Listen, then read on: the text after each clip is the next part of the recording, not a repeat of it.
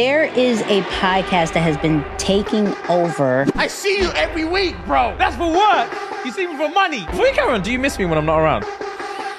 That podcast is hilarious. Stop jumping from one thing to the next. Try to do things that are similar together. That's called batching. Man, I'm really crushing it today. Why is that? I look at my calendar, no meetings. You're gonna get to a point where you get burned out until you gotta start trusting people. It's gonna be hard to do it by yourself. There are a lot of tasks that I was doing that I had really no business doing because it took me away from my genius. What's poppin', what's poppin', what's poppin'? Welcome, Nicky and Moose. I'm Nicky. That's Moose. What's up, Moose? What up, y'all? And on this episode, it's time to scale your brand and business by getting your time back, okay?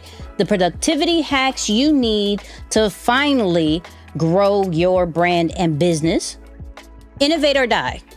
Lessons from BlackBerry. Turning boring topics into entertaining content. There's this new Netflix series we break down that does exactly that. And then new question of the week. When should you actually get an assistant? Moose, how we feel about this episode? Man, important one to have, especially this time of the year. So super excited, man. Definitely tap in. Let's get into this intro. 2 kids from Queens, cut from a different cloth.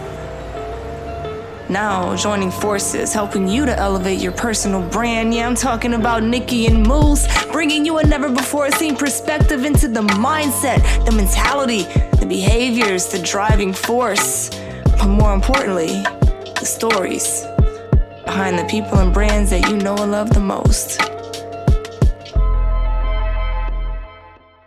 And of course, this episode is powered by Ecamm Live, the #1 all-in-one streaming platform that not only allows you to stream on Facebook, Instagram, YouTube, LinkedIn, all the social media platforms, but it's also amazing for your pre-recorded content, just like a podcast, just like course creation, just like things that you may be creating on social media, just like Instagram and Facebook and all that. Plus, if you do a lot of virtual meetings, it makes you look fire. I'm just saying. So we're giving away 14 days for free on us if you go to www.nickyandmoose.com/ecamm. That's ECAMM for that 14-day trial. You see the hat? You see the hat? You're so silly. See the hat? So Yeah, you see the hat. We out here. How you feeling, Moose? What's poppin'? Man, things are good. Things are good. I'm just out here repping our good fellows at Ecamm for the second week in a row. They just launched their brand new merch store, so y'all make sure you check it out. Last week I had my You're on Mute shirt. This week I came through with the dad hat. So I was like, yeah, shout out to Katie for helping us out with that. We love Katie. Yeah, incredible. So yeah, man, things are good though. Excited. Been a good week. And yeah, more to come this week. So it's gonna be fun. That was very descriptive. I liked it. Yeah, just about the week. But actually, I did something a little different. I caught up with my Netflix and chill a little bit earlier in the week. Usually, I'm doing it on the weekend. This time, I caught it in the middle of the week, and I watched a movie that was about BlackBerry, the company, and. Yeah, so it's and I think the name of the movie is literally just that. BlackBerry was on Amazon Prime, rented it for a couple of bucks and got to watch that Wednesday night, I believe. And just a ton of great information, especially when you think about the entrepreneur story of recognizing an opportunity, taking advantage of the opportunity, climbing to the top, and then essentially, unfortunately, I should say, getting beat out by a more innovative competitor. So as always, my wife makes fun of me because she says, I hear you every week on a podcast talk about the stuff that you watch, and you say, I'm not going to spoil it for you, but you give so much detail about what you just said that you pretty much spoiled it for everyone who's listening. If you haven't watched it, don't listen to us. How about just that? Spoil. Just like fast forward at least my segment right here as I talk about this. And then when you watch it, you can come back and be like, okay, so what was your take on it? What did you learn? And you can maybe, you know what I'm saying, compare. But yeah, I had to bring that up because she was like, I hear you every week say that. It's like, you should stop. You're spoiling it for a lot of people. So anyway, obviously BlackBerry, did you have a BlackBerry ever? No, I had a Sidekick. Okay. Yeah, I was definitely a part of the BBM gang. I'm probably aging myself a little bit, but I was infamous. And it's funny because they said that the BBM or the BlackBerry click of the keyboard, that was an intentional thing. And I do remember that feel of using BlackBerry and being able to type literally without looking. It's funny because I would be in school and hands would be under the desk and you could just text flawlessly, like perfectly, without having to look at, you know, the screen. So apparently that was a big part of their design and creating the product to really fit, you know, the busy professionals and making the phone a lot more accessible to do a lot of these different things together. So really great story and bringing it up together. But really the part for me that really stuck out was this idea that when you stop innovating, because there's a point in the end of the movie or towards the end of the movie, everyone at the office is just hanging out, right? The engineers, the sales teams, they're like, hey, our phones are sold out. We can't load no more than 500,000 people to the network. We're already at capacity. So we're just chilling. Like we have a great company and that's it. And slowly but surely, Apple is climbing behind them, changing the dynamic of how to get more phones on the network without really any real limitation. And the minute that phone launched, it was too late for them, right? Steve Jobs, and they're in the office watching Steve Jobs make that initial announcement about the iPhone. And before you know it, it was game over. So it was downhill quickly from there. So that was just a good reminder to say that regardless of where you are on your entrepreneurship journey, whether you're just starting, whether you're in the middle, heck, even if you are on top, just know that if you're not constantly making small innovations over time, it's only a matter of time before someone comes behind you and takes you out. Oh, all right. Early on. Oh, Early all on. right. Yeah, no. I never wanted a BlackBerry. I don't know why. I don't know if it was. Yeah. No, BlackBerry was a vibe, man. BlackBerry was a vibe. I was a Nextel Sidekick kind of person. The chirpy and the psych. They need to bring that back. I ain't gonna hold you. I don't know why they just discontinued that. That if you had a Sidekick, let us know. If you had a BlackBerry, it'd be like Moose is Team BlackBerry. I'm Team Sidekick. You feel me? Yeah. I'm with all that. So, but I gotta check that out because anything with tech, I'm here for it all. I'm here for it all. Yeah. I was also on Netflix in a very different vibe because everybody knows I don't care for health. I don't care for health documentaries, series, or anything. However, I was open-minded because I'm in this whole radically open-minded vibe again. To a new series that was trending, which is You Are What You Eat, but it's the twin edition. So that's what caught me because I was like, what is the twin edition? So here's how they get you, right? Because for me, who's not really interested in understanding where all this food comes from and blah, blah, blah. Like if you knew, you would stop eating it. I probably wouldn't, but fine, whatever. But what I do like is that they put a entertaining reality TV show twist to kind of a boring topic. So meaning they found these twins and said, hey, we're going to give you 2 different diets. One is going to be plant-based and the other one is going to be omnivore or eat meat, right? So they're like, oh, I hope I don't get this one. So you learn about the twins. You kind of want to follow the journey of what's going to happen. So I like that part as far as how do I take a boring topic? Well, let's make it entertaining. Let me give it a storyline, that whole nine, to see what it does. Now, this is what I don't like. I think they went wrong with going too much into the educational route. The first episode was all about the twins. So I'm like thinking it is going to be a reality TV show. We're going to see the journey. I think it's an 8-week program, right? They're going to, for the first 4 weeks, let's just say first 4 weeks, they're given the meals to eat. And then the last 4, they have to actually have to cook for themselves. Still stay within whatever they are, plant-based, eating meat, whatever it is, but they have to cook for themselves. There's regular workouts, that whole nine. They get a trainer. Super dope, right? So it's not like you're doing this by yourself.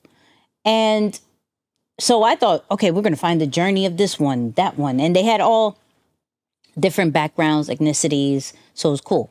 One of them were like even a chef that always has to taste their food. So it's like, yo, this is going to be hard. But as the episodes continued, they went too heavy on, let me tell you how meat is created, how fish is created, how this, that, and the third, and the problem with fish farming and that whole nine. And I'm like, they kind of lost the storyline, which I'm like, and you could clearly tell their motive, right? So, of course, they emphasize more on a plant-based without necessarily saying, we want you to go plant-based. The way that they were talking about meat and how that's all, the whole situations with that, they didn't say nothing bad about vegetables. They didn't say nothing bad about plant-based situations. They pretty much glorified it. You can see the motive, and isn't like I could care less. Plant-based, vegetarian, pescatarian. There's a lot of things. Whatever you choose to eat, whatever makes you happy, right? But you could clearly see the motive with it. The one thing I did like is, I don't know if the meal prepping service that they did created this series, but if they did, they're smart, right? That's good. So they used a meal prep service called Trifecta, right? Whether you are plant-based or whether you eat meat, they have those specific meal preps. And so this is what they said they were going to give for the first 4 weeks. Now, which is cool because depending on the results, this would allow people to be like, oh, snap, I'm going to go get that first and foremost, because I followed the journey and I saw the results and I want that, right? I don't want to think about creating food and all that. Like, give me just the meals for these types of results. So I thought that was really dope, but also made me think of, like, anybody who has a product, can you turn it into a series like that of people actually using your product or service and people follow along with it? So that was very, I'm still I think I'm in the last episode of it, but it was really interesting to watch. But this is where I felt like they could have done a lot better with the storyline and maybe connecting their motive with the actual person that had the best result. So if you are saying, yo, my motive for showing this series is to get more people on plant-based, then make sure the twin who is on plant-based, because each of the twins, like one of them always was a plant-based one, make sure the plant-based ones have the better results. And so it's easy to be like, yo, I connected with this twin, I connected with that twin, I'm going to go that route. Then kind of spark up of, okay, what's your favorite? You steak person, you a chicken person, boom, boom, boom. And then it could go into that other storyline of how the chickens have issues, how's beef have issues, and then go right back into it. I feel like they could have done that a little bit better. Then they added this random like best restaurant in the world that's in New York, that turned all vegan, right? They had all the Michelin stars. They were voted the best one in the world. It's something Madison, I forgot what it was called. And the guy started doing research on where the food comes from and all the problems, and he turned plant-based. But I'm like, I didn't follow. That's deep. Right, but it was a great story if I wanted to follow that story. Right. It was more like convincing Right. to join. Yeah, I see what you mean. So it's like, I get it, but you lean more. If you know this information needs to get to the masses, lean with the entertainment, lean with the reality TV show like you wanted to, and kind of sprinkle it in and not force it. Because it felt there were certain times where it was forced. So but even that made me appreciate storytelling more. Mm-hmm. You feel me? Like I watch it, I say, oh, you could have done this different. You could have done this different. And so overall, if you are into that, right? I thought it was dope that they got twins. Like each of them were twins. Nice way to do a comparison. Yeah. Right. Like you have the same genes, you have the same style, you same looks. They wanted everything identical so you could see the difference, which powerful, makes sense. I'm locked in. Then you lost me. I don't get it. But go check it out. Or if you've already saw it, let us know in the comments what you thought about it, because I'm going to finish it, but I feel like it could have been way better. And producers of the show, maybe next time you should just come holler at us. We could help you. You feel me? Just a suggestion. Just a suggestion. But let's get into the creator of the week. And I kind of hinted what this one was going to be last week, if we are still on the podcast vibes, and which we are. So I've been on this whole UK situation, and I feel like something over there is happening, that they are semi taking over in the US, but that's another story.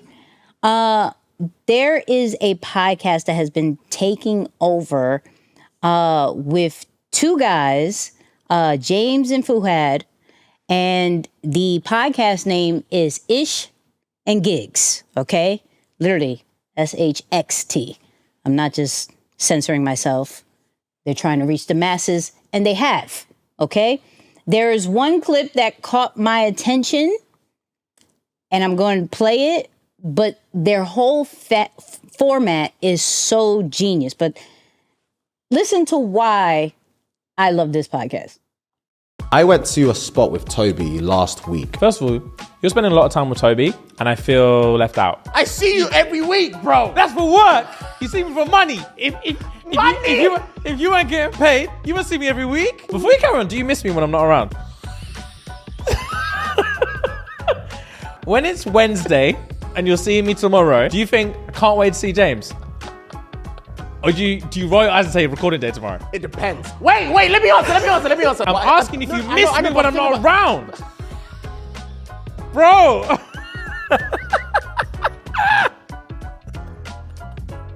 That's jokes. Oh, Jesus. Karen, what did you do with him? I can't even say his name. What did you do with him?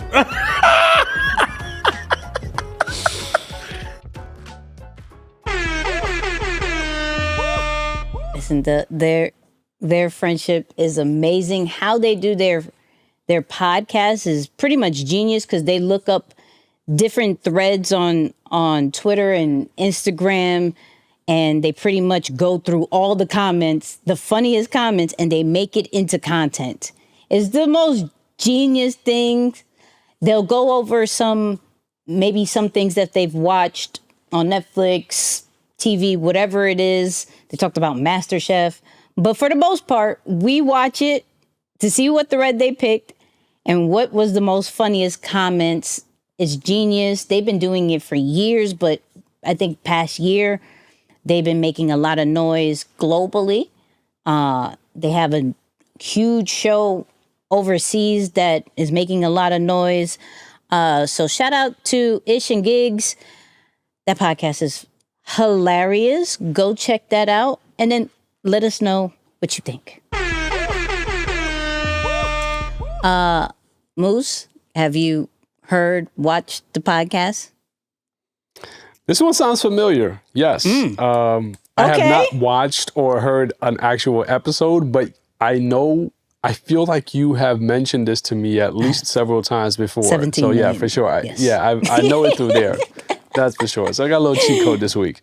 Yeah, no, I'm super locked in. I got into their Patreon. I watch it every single week. Oh yeah, no. That's what's up. Yeah. We are absolutely locked in with that podcast.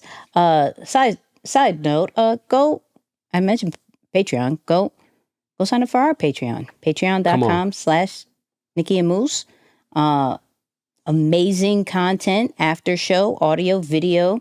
We actually are doing some amazing things over there starting this week, but I don't want to tell you too much. Just go over there. It's like $4 a month. What is that? How many? 13 cents a day. I mean, that's it. It's no brainer. That's it. But let's get into the meat and potatoes of this episode. Okay, so this is an interesting one because I've been really thinking about, am I working too hard? Right? A lot of times it's not about the hustle and grind. And not really about working the crazy hours like some social media posts may claim, right? It's actually, we love this phrase of working smarter, but not harder. I was watching this Alex Hormozi clip that I'm about to play that got me really thinking, we need to talk about this more. The people who are richer than you don't do things that you do. They stop doing things that you are doing. Because what happens is if you eliminate all of the wasted activity that you have in your life, you will create room for doing the few inputs that matter most. And then that's the thing that's going to get you to where you want to go. So, am I working too hard or doing things that I have no business doing? That's really has been passing through my head for the past couple of days. Like, do I really know how to manage my time? Do I know what productivity truly looks like when it comes to scaling my brand and scaling my business? And so we're going to talk about it this week. We have some productivity hacks that we use personally. We found some on the mean streets of social media. So this is going to be a really dope segment episode. And we got to start with one that I've been a huge advocate for, which is this 90-minute sprint. I learned this from Calvin Harris. Shout out to him. And when I started to apply this one, it changed everything. So let me let you hear what it is before I go in. So today I want to introduce you guys to something that I use to be more productive, and it's called a 90-minute focus sprint. And here's how you do it. First, the night before, you need to write out your to-do list. That way, when you wake up in the morning, you're already set and you already know what you have to do. And next up, turn off all notifications. That's on your phone and your computer. Swipe down, add do not disturb, or if you have a work mode, turn that on. And next up, set a 90-minute timer. And for those that don't know, that's an hour and 30 minutes. And now it's time to jump into your to-do list with zero distractions. Whether it's emails or admin work that you need to take care of. Right here, I'm packing up some orders. Whatever you need to take care of on that to-do list, make sure you knock it out in 90 minutes. And if you don't finish, don't worry. You'll be doing 2 to 3 more of these throughout the day. And once you're done with your first 90-minute focus sprint, you're going to take a 30 to 45 minute break. Sometimes I like to go chill by the pool. Sometimes I like to just get something to eat, get a snack, whatever it is that you want to do to relax for those 30 to 45 minutes, do that for yourself. And next up on your next 90-minute focus sprint, I like to change scenery, because changing scenery, it allows me to be more motivated outside of my regular workplace, and it allows my ideas to flow, and I just get a lot more production done that way. And just do this 2 to 3 times a day and maximize your productivity, and let me know what you guys think. So I personally started doing this, like a year and a half ago? Something, when I first told you about it. Sounds about right, yeah. Yeah, a year and a half ago. And I mean, game changer. I let me see if I could show my phone real quick. Like, I literally have that focus mode real quick. Let's see. Right there, 90-minute focus sprint. I have a separate timer. I don't use my phone because my phone can be a huge distraction, but I have like a 90-minute timer in itself. But I also don't, how do I say this? I don't limit myself to always doing 90 minutes. Sometimes I don't have 90 minutes. I may have like 30. I may have 25, you know? But it's the importance of focus is what I'm realizing with that sprint than necessarily the specific time. But once I realize the uninterrupted focus, and I do that like 2-3 times a day, it's a super game changer that I've literally told my team about. I've told ETA about. They love it. And for some reason, you could call it however you want. They have this timer. It starts with a P. Do you know what it's called? It's like, oh man, it's a really big word that I'm not even. No, it's that kind of format. Like, people do 25-minute timer, 30-minute timer. It starts with a P.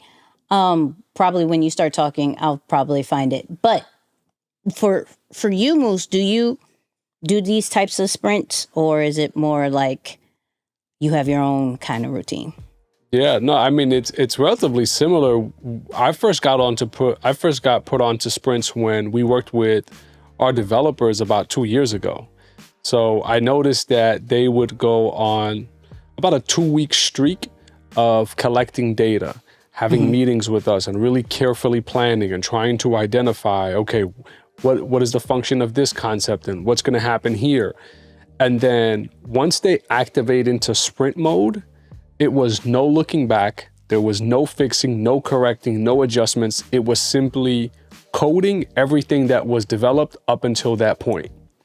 And I forget, no, actually it was last year in October, or a little bit before that, say August, we were preparing for an event, and I said, hey, why don't we try the same model that our developers used in preparing for the event?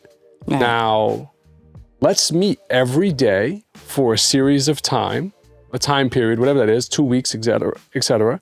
And let's lock in and just make sure we have all of our, items in order in preparation for this event. And I tell you now, that first week, I felt a tremendous difference, because we went from meeting once a week to meeting 4 or 5 times in 1 week. And I know that for some people that may sound like a lot, but it wasn't just the meeting for the sake of meeting. We were meeting and working as a pack in that fashion. So we did probably more in that first week than we would normally do in a month. And that's when it clicked to me. I said, oh, okay, this is definitely a format that we can use pre-launch phases, or for those seasons that you really need to make up a lot of ground in a short period of time. Just pack those sprints in. So I did it not so much on the individual side, but as part of group work. And it was just as effective there, especially when I stacked them consecutively back-to-back days. Yeah, I found the thing was called, I'm going to mess this up, so bear with me. Pomodoro. Pomodoro. That one. I think you said that right, though, actually. Okay, yeah. I hope so, because I'm tired of saying things wrong. I really am. It's horrible sometimes. But I'm not going to not say it and I'm not going to spell it all the time. So that's that technique. But I think what I really want to focus on this year, and shout out to Dan Coe. I'm reading his latest book, which low key, my man's voice will make you feel smarter. I don't know. Like, so I'm listening, you know, my whole routine is listen to the book and read the book. My man's voice and the way he just, I don't know, the way he writes or says his words just makes you feel super intelligent. Maybe at the end or the after show, I'm gonna say some of the bars, but like super play intelligent. a segment or something like that. Yeah, super. Like, I feel so smarter listening to him. But back to the segment. But I really want to concentrate on the, as he would like to put, the art of focus. Because if the 90-minute sprints, 20-minute sprints, however you want to go about it, is literally just you focusing on certain tasks, then how can we make this a little bit more regular where I don't necessarily have to turn everything off to understand the power of focus? Like, I want to get to the point where, like, even though there are distractions there, I'm not distracted. And I don't know if that's ever possible, because the way that my phone works, I have over like thousands of notifications. So it's really, really impossible. And I'm squirrel mode. I'm like, oh, look, new notifications. Ooh. But this year, I really want to work on that art of focus and really, I wouldn't say master it, but get to a level of understanding that especially in a new environment, you know, with routines, when you're home, you're good. You wake up, you know what you're doing, you got your work, boom, boom. I'm always messed up when I travel. Oh yeah, forget it. Always. Yeah. And I go, and then I come back, and then it takes me a few days to get back into my routine. And I'm like, okay, whatever. So I want to get to that point where no matter where I go, there's a routine, there's a level of focus. And so when we're talking about like the brand and the business side, because I didn't put that in there, but with the brand and business side, I'm literally focused on what I need to do that day to scale my brand. What are the key points? Not even focus on the little small things like posting and all. That's cute, but there's higher level stuff that sometimes I ignore or get very distracted with. And so if I was to just write that down first and foremost, and then just focus on it with these sprints, I think for me, the new year is going to go crazy because I'm intentionally focusing on the scaling part. There isn't necessarily sprints to scale. There's sprints to do the to-do list, but is there sprints to do the scaling part of it is what I'm going to be adding. So there will be a 90-minute of scale. Like, and just theming out the sprints is something that I want to kind of experiment with.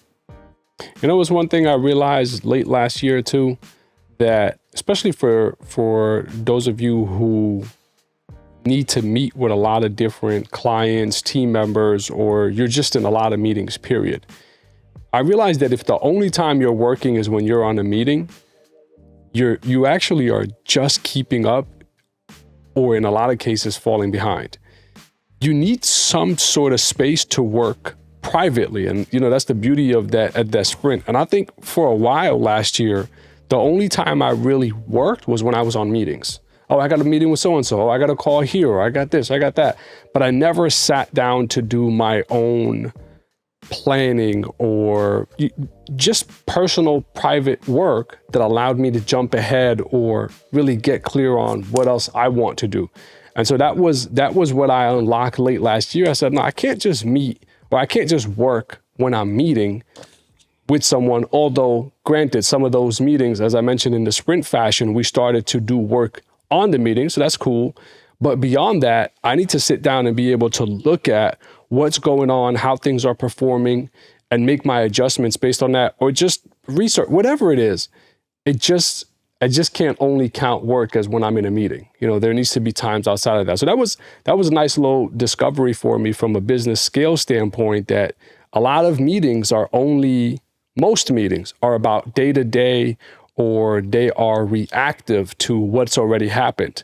Very few meetings are sitting there to really make projections or jump ahead into the future. So that was a big key as well.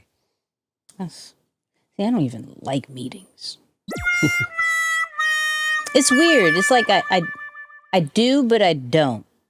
Mm-hmm. Like, I'll suggest a meeting, and then when it's the routine part. When it gets too, like, we're doing the same thing and we're not really progressing, then I don't want to talk no more. Like, we're not doing. We're just literally here just to be here. Like, what are we doing? So, no, I feel you. Yep. Yeah. Don't meet me just to meet me. Yeah, a good meeting agenda is one of the best things ever for that. And that's why I was like, oh no, let's make these working sessions. It's like almost more working sessions than just meetings. Mm-hmm. You know, and things are being built during that time. It's a game changer.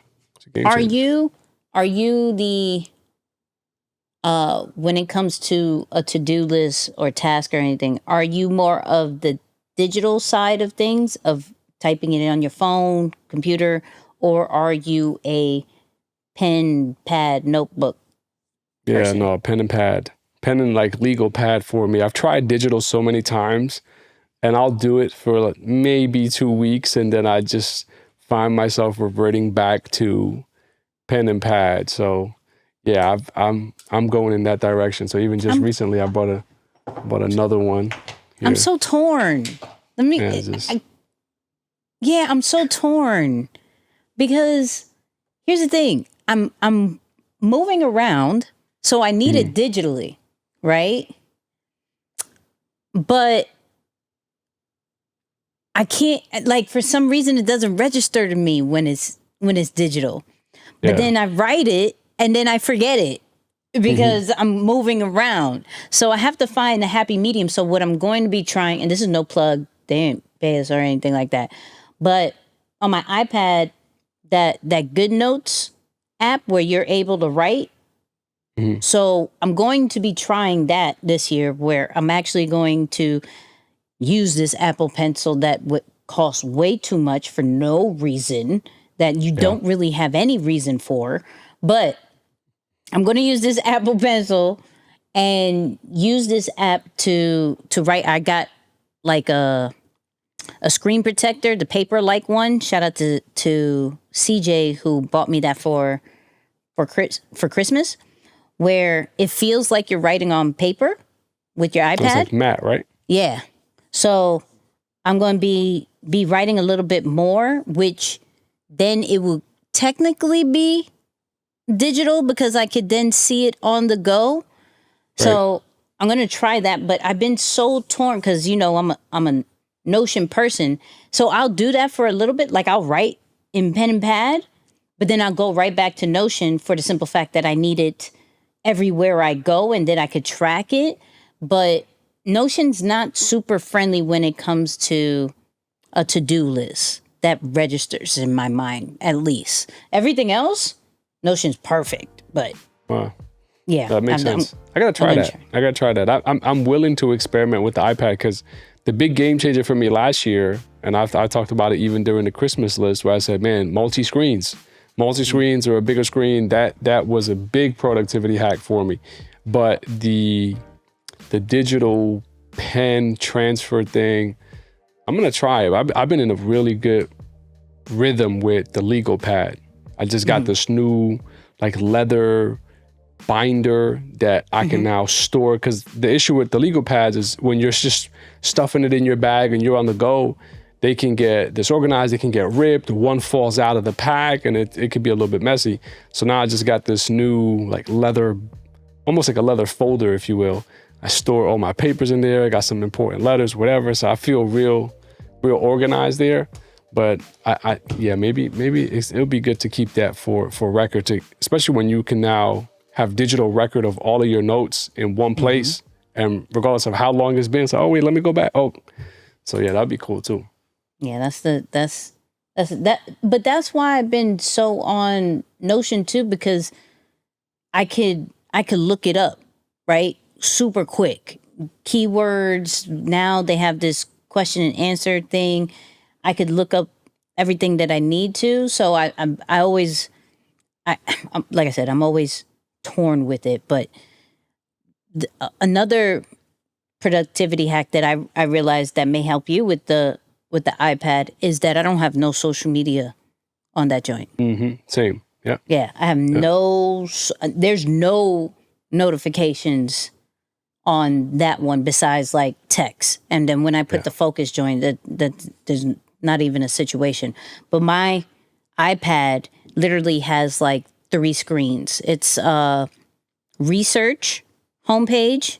I swipe it, then it's work and create, and then it's entertainment. So, you know, Netflix and all that whole nine. So I have, my apps aren't like scattered everywhere based off when I downloaded it or put in different folders just to say that, and it's still scattered. It's literally each screen is specifically meant for research, create, and entertainment. That's one of the things that, even though it's a very expensive notebook, I do think the iPad is nothing but an expensive notebook.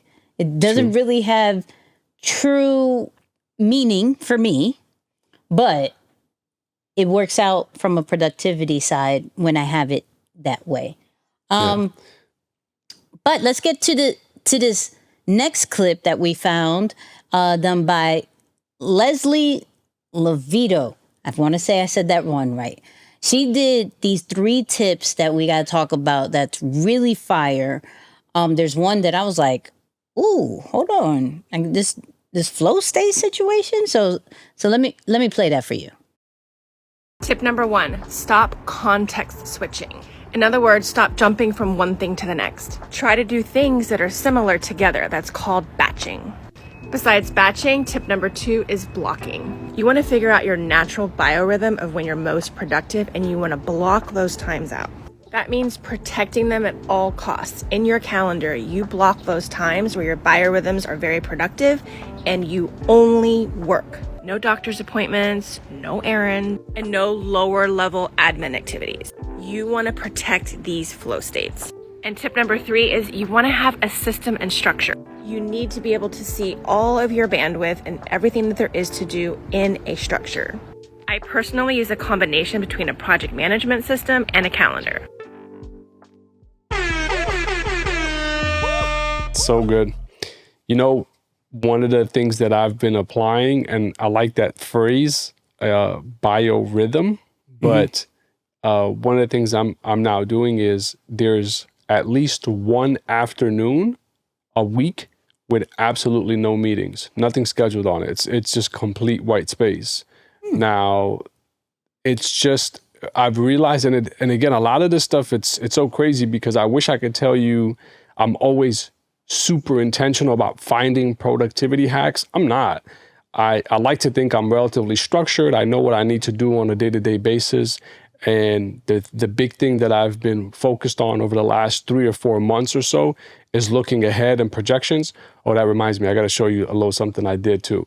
But what I did one day, I believe it was a Tuesday, I just sat down and I'm going through and I'm like, man, I'm like really crushing it today. And then I took a minute and I just started to think, like, why is that? I look at my calendar, no meetings. Like there was nothing on the calendar that day. And I said, man, that uninterrupted work time and having to not worry about, oh, I haven't, but also not giving access to anyone to that time was something that I had never really done before. So that was something that I think moving forward, I'm going to kind of continue to do, at least protect one afternoon. It'll be nice to have a whole day. I know a whole day can be tough, but at least one afternoon, absolutely no meetings, and allow yourself to go into that rhythm. So you could do whatever things work. But here's something I did too also that helped me plan for the year. I printed out a blank 12-month calendar year. Mm-hmm. So for 2024, I was able to create, and I forget the site, I have to look it up real quick, but I went online and created a calendar. I added whatever holidays I wanted to add, 12 months blank for 2024, downloaded, printed it out, and I started jotting in all of the main events, all of the things that we want to start to plan. And so it's so helpful. So I remember, if you remember Erica Ford, shout out to Erica Ford, I'm sure she's listening. She sent the text about going to an event. Mm-hmm. And the minute she said the date, because I went through that exercise, I said, I think that's during the month of Ramadan. If not, probably in the final days or just a day or two after. But it's just because I had went through that time. But I got to tell you, it's so helpful just going to navigate through this year, knowing what pockets of times I have to be available for any sort of travel, additional events, or opportunities that may come up. I already know what will fit or what will not fit just based on doing that. So it was the first time that I pretty much looked at my entire year and knew where my time was going to go, what commitments, I have and don't have. So that was a little something extra that I did this year for the first time on the 12 year. It was pretty cool. I got to grab it and show you here in a sec. Yeah, that's fire. The one part that really stuck out to me, that understanding your flow state, for me recently,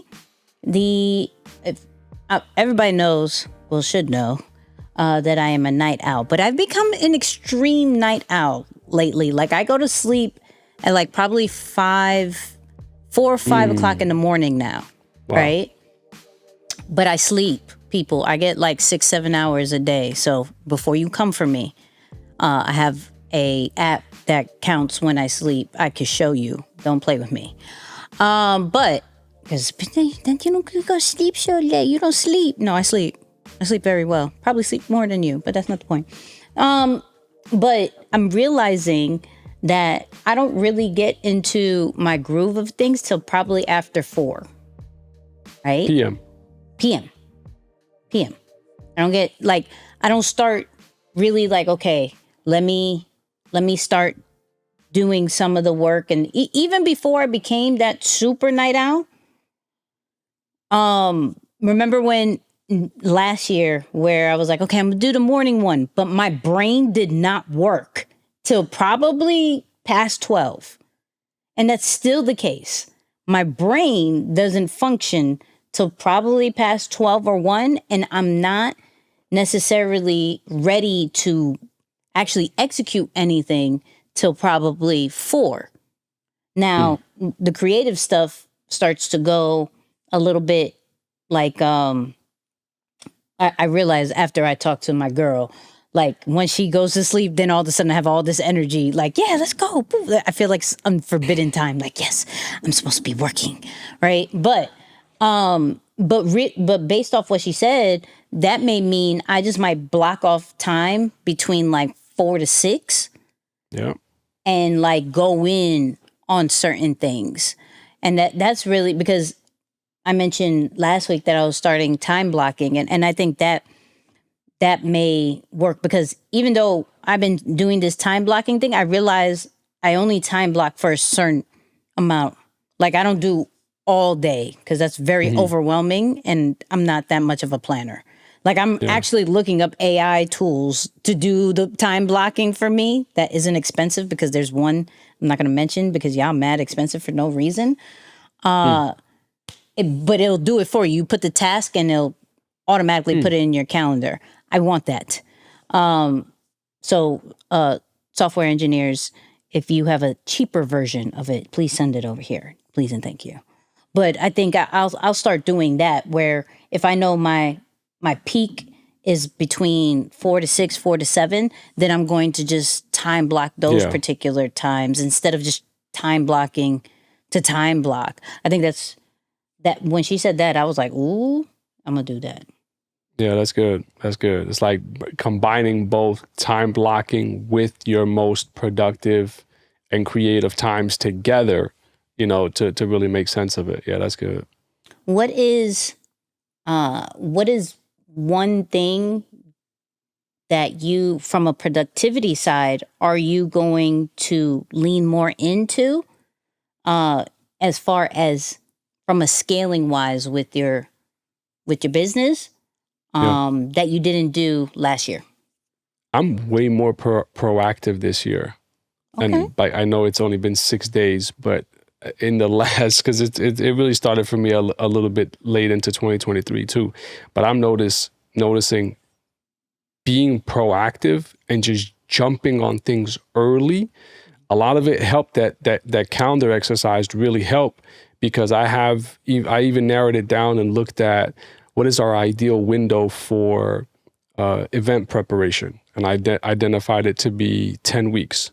2 weeks of prep, 8 weeks of promotion, and 8 weeks is a long time, but you're not doing aggressive promotion all 8 weeks. You know, you get to really build anticipation, give value, do what you need to do, and then get to crunch time, but you're never stranded or pressing for those, whatever activity it is to get the engagement that you want, because you've been at it for a while. So being proactive has been incredibly helpful for me. And then I know this will come up later towards the question of the week, but I rely on the resources that are available to me and make use of them to get work off of my plate. I really, really do. I've been making use of that superpower to deploy resources accordingly, and then also to put like super teams together for bigger projects or things that really are very taxing, you know, because I've noticed that I can't say I get bored, but for something that I've ran through multiple times, I need help to see it in a different light or create different elements to it so that I can remain, you know, I don't want to say competitive, but just as engaged to grow. So that's where I've been leaning on some of these super teams and bringing other fresh minds to share their ideas. And that's been a lot of fun. It's because I don't feel like I'm contributing. I'm a part of the process, but I'm not necessarily the one who's bringing all the best ideas to the table. I'm actually making it available for others to do that. So in short, it's being more proactive, no procrastination, and deploying resources accordingly around me to combine super teams as needed. I'm calling them super teams like it's the NBA, but yeah, super teams on select projects to really help scale. That's good. It's funny. I got this comment, right? Because last week we talked about Ali Abdaal's book, right? And so I put that on my social media, that review. And this year, I really want to get into more of just different productivity styles, so I know how not to spend so much time on work, but to spend the needed time on it and be super productive, right? So that's just like my goal. I put that, and somebody was like if you weren't productive enough last year, we're so hard on ourselves. Here's my response, because I had time. Right? It was one of them days. Yeah. Because just go to that post if y'all know. So I said, it's not being hard on yourself when you always want to improve 1%. I was like, no one's perfect in their productivity, and it's always amazing to see people share different tips on what works for them. When one wants to improve, let's encourage, right? Like, and people are so quick to say that, where it's like, oh, you're so hard on yourself. I'm hard on myself because I want to be more productive. Right. But that makes no sense. Like, what are we doing? So for me, one of the goals is to continuously go on this journey of productivity and just find different hacks that fits my formula, right? Because like I said, I have a night owl situation going on, right? So those people who are like, wake up early and do this, that's the biggest productivity hack. I saw that Alex Hormozy just said that, and I was like, yeah, that don't work for me. My brain literally does not work that time. It's not going to happen. And then people will say, no, you already have that mindset. No, listen, I tried. It's okay. It's all right. Yeah. So finding that specific formula for me and then share out what's been working, right? Like the 90-minute sprints have been working. Now I'm modifying the time blocking thing for it to work for me, or find the right tools to allow it to work better for me. I think that's one of the things. And then writing things out with the to-do list is one of those things that I'm trying to figure out too. So, what are you guys trying to figure out with productivity and how to better scale your brand and business with it? We just shared some of ours and some of the tips that we saw on social media. You share yours. We can exchange. This will be fire. Now, when we get to the question of the week, still going along with the theme, but of course, this segment is sponsored by flightassessment.com. Discover your personal superpower. Learn how to use your superpower to become a master communicator, strengthen all your relationships, and develop the self-awareness you need to fulfill your highest potential. Go to flightassessment.com, okay? And Moose sent this clip to me. Shout out to Neo, past guest on the Nicky and Moose podcast. And when is it time, or is it ever time, to get an assistant? Let's listen to what Neo has to say.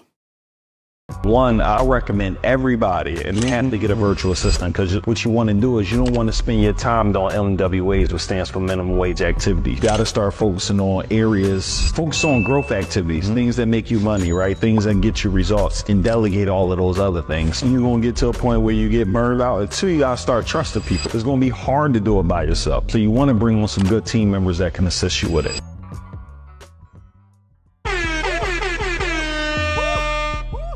So, Moose? When? According to you. Yeah, I don't currently have one. I will say that. And I don't know if it's like a humility thing. It could be. You know, I don't even know if I had one that I would want that to be the title of their role. I don't know why. It's just I don't know. I'm more whatever, not necessary, but that's just my thing. It could be part of the reason, but yeah, I can't say I know exactly when. I feel my gut instinct though is to say, when you're spending so much time having to schedule and coordinate, probably a sign, because it could be a lot. Like, I'm thinking to myself now, man, it would be a lot easier to not have to sit there trying to coordinate with this person and that person and that person, and just have that done for you. And also some things related to invoicing and billing too, because that could be a pain in the butt. I ain't even gonna lie. The money grows with trying to trace, you know, when is this payment due and when is that going out and when is this coming in. I think those two things for sure, I would say. And you got to be careful. Like, I saw something with I think it was DJ Khaled online. He was like, I write all my checks. I sign every card. I don't believe in money managers. I don't have anyone who touches my money. I have a clause with the bank where I tell them, FaceTime me whenever, even when I approve it, FaceTime me for another approval. So I was like, oh, dang. You know, that's one of those super secure things around money. Because I know they said Oprah was big on that too, signing her own checks. But I'm talking about money coming in, at least. I'm not even talking about money coming out or money going out, but at least collecting money coming in. So, I would say those two things come to mind. So I think somebody would have so much pride to be like prideful, like they would like it. Okay, I don't know if I'm using it right. So, because how he used it, but I think they would be honored. There we go, honored to say I am Moose's assistant. I didn't think about it that way. Yeah, it's not about how you may feel about what their title is. They That's may, true. yeah, they That's may true. be really happy about that. And then you can give them the executive assistant. That sounds sexier, anyways, right? Because if they work very closely with you, that's pretty much what it's called. For me, I have one, and I can admit that I, for the longest time, was not utilizing because I didn't know what in the world was I supposed to use you for. Because what I realized with an assistant, you can't just get an assistant and be like, okay, do this. They don't know how to, right? So you have to actually spend time doing screen recording, getting on the phone with them, this, that, and the third, right? Instantly, I thought, okay, I get an assistant, you know exactly what to do, so do it, right? That's why we have you. That's not really the case, and so I'm learning that. And what I've realized by having an assistant is, one, I should have had one sooner, right? Because there are a lot of tasks that I was doing that I had really no business doing because it took me away from my genius, right? So though it didn't bother me, there's a lot of things that we do that probably just don't bother us, that we do very easily, that once I took it off my plate, I was like, oh, I feel lighter, right? Even one of the most recent things that happened was, normally I would go back and forth with emails as far as some speaking situations, because I'm like, yo, you want me? I'll speak on that, right? To the point where, hey, find out this, find out the hotel for me, find out if I got these different passes, what's the budget? Okay, boom, boom, boom. Nah, this is what it's supposed to be. Send the invoice, and it was all done. Oh, nice. Right? I could speak what I want and do this. Like, I use a really good tool that's free. It's called Scribe, right? It's a Chrome extension that literally can do SOPs on your, like, everything that you click on in your, on Chrome.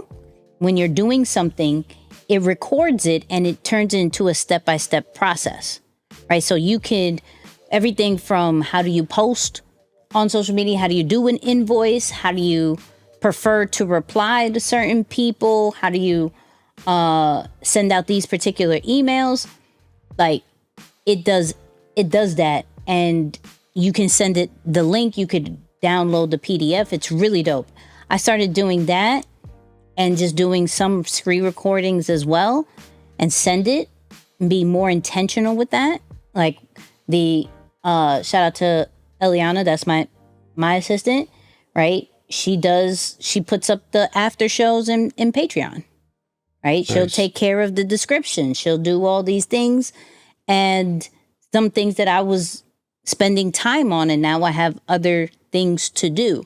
But the important part when it comes to having an assistant is make sure everything that you do, you document it, right? You can't assume, and that was my fault. I assumed they knew what to do. But there's a specific way that you do it. There's logins you have that you have to document and share. So before thinking about getting an assistant, start documenting. And even when you get the assistant, you're going to continuously document, right? Whenever you have the feeling of that you want your time back, get an assistant. And I know some people are going to think about, okay, but what about the money? Like, I ain't got it. Like, I got it. You have to, like anything else, have to set a deadline of, I'm going to do this by myself for this long. I'm going to save this money to make sure that I pay somebody to do these particular tasks. There's virtual assistants. Some people are not a fan of like the Philippines virtual assistants. They rather have a US one. However, your or wherever country you're listening this from, because this is a global podcast. Hello. Right? So wherever you're listening from, you may be wanting your assistant right there. However you want to go about it, just set a budget, right? Just set a budget, be realistic, start looking at different places. Google and YouTube is going to be a friend. I went more of on a referral base. There is people who are higher than you have assistants. Ask them. It's okay. This year, it's okay to ask questions. I promise you, it really is. So start doing that. But I do believe, especially for those people who are a team of one, first thing you need to do is get an assistant. First thing you need to do is get an assistant and get some of your time back so you can do way better things. Like he said, like Neo said, was just working on some of the money generating tasks rather than just the bare minimum stuff. You can concentrate on that. And like this whole episode is about is like scaling your brand, scaling your business. That's one of the things that's going to help you scale. Once you get your time back, like this whole episode is giving you, you can scale, you can make more. It's just going to be a different level of freedom that you didn't even know you needed. So. That's a good word, Nix. Just saying. But people, thank you for listening. Okay. Thank you for listening. Quick plug, Patreon. Go check that out, please and thank you. Another thing, Deeper Than the Brand. Go. Hello. Deeper Than the Brand. If you're trying to grow your brand, right? If you're trying to grow your content, figure out how to grow a community, monetize your brand, Deeper Than the Brand. We're doing another mastermind in Puerto Rico. So you're going to want to check that out in the community first and foremost. Okay. That's what I'll say. Follow us on social media everywhere. You feel me? Everywhere. No, like everywhere. Nicky and Moose, everywhere. Shout out to our YouTube people. And then, Moose, final words. Yeah, one more of Inky's quote cards, man. This will be my last one. For those of you who listened last week, I found, shout out to Ink, man. I found his quote cards backstage a couple years ago and I kept them. So I was like, I'm going to save these for the podcast. I said one last week. Here's our last one. Probably in line with our theme too. So this one says, if you do something out of duty, it will deplete you. But if you do something out of love, it will energize you. Mother Teresa.